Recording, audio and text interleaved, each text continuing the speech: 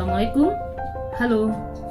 Kami tertarik mendevelop sekolah dual mode, online dan offline, yaitu secara langsung siswa dapat belajar di sekolah dan dari rumah, tentu dengan menggunakan layanan IndiHome.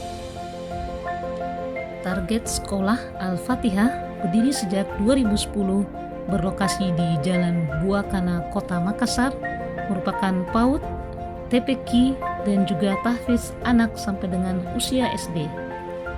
Dalam new normal ini, sekolah hanya dibuka 2 hari untuk murid TK dan sisanya 3 hari dilakukan pembelajaran online dari rumah masing-masing.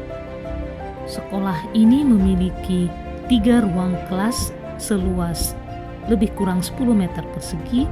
Saat ini memiliki murid 29 untuk TK, 24 murid TPQ, dan 10 santri tahfiz, dibimbing langsung oleh 7 guru.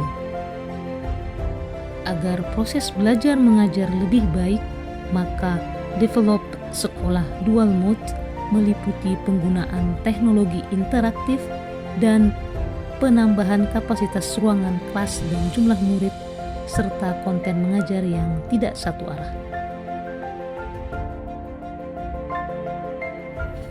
Mari dukung sekolah dual mode dalam program Ayo Bikin Nyata Bangkit dari Pandemi COVID-19 kategori Bantuan Sosial Berkelanjutan bidang pendidikan. Terima kasih.